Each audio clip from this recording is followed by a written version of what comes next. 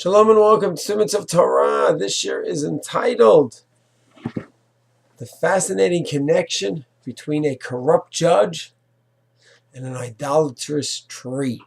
Parsha Shoftim begins with the Pasuk Shoftim Shoftim. You must have judges in all your districts in Eretz Yisrael.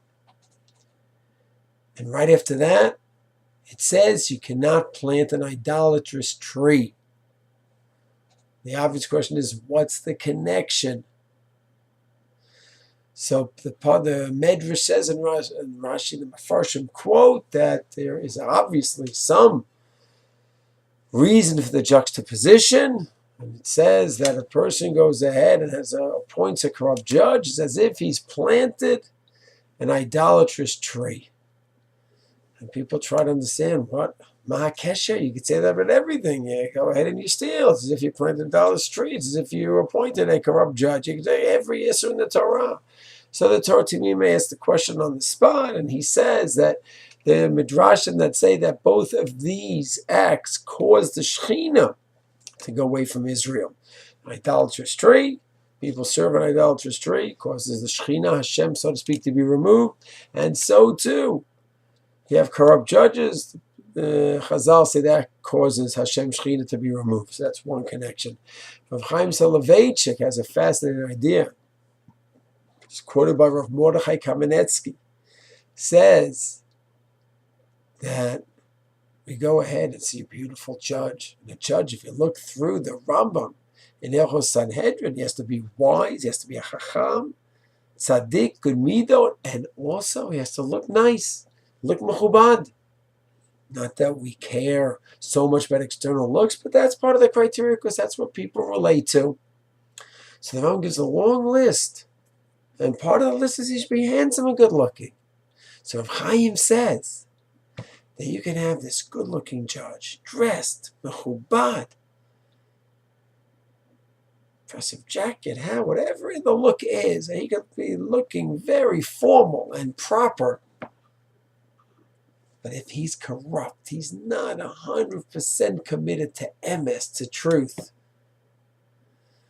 So he might give the impression of religiosity, spirituality, of greatness. And it's nothing. It's corruption. Because all this superficial stuff, if it's not anchored in true inner beauty and a love for emes, it's worthless. Worse than worthless. It's a facade and a distortion. And so too in a shaver tree, we don't understand so much the attraction to bowing down to trees. It's done in the Aborigines, in Australia and other places around the world, but we don't really seem to have that pull. But when the people had that pull, that attraction to the trees and to bow down, you have this gorgeous tree, 30 meters high, impressive branches, shade, leaves, whatever it is that attracted people to it. And yet people took it and made it for idolatrous use. It has an external beauty, but it's corrupt. The tree itself is not corrupt, obviously, but they've made it into a corrupt object. So Rav Chaim says that's the connection. Where something seems very impressive, maybe even spiritual, maybe inspiring, this holy rabbi and this holy tree. It looks amazing. God's works, after all. This man who mastered Kol HaTorah Kula, all the Torah. This tree, all of God's works. On the surface, it's impressive looking, Rav Chaim says. But beneath it, it's empty. It's distorted. It's worthless. It's negative. So Chaim wants to say that's the connection between the two. The faulty shofet judge and the idolatrous tree. And the message, of course, is obvious.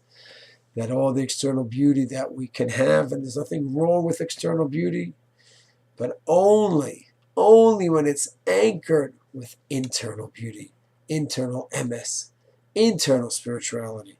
Then the synthesis may be a good one. Shalom.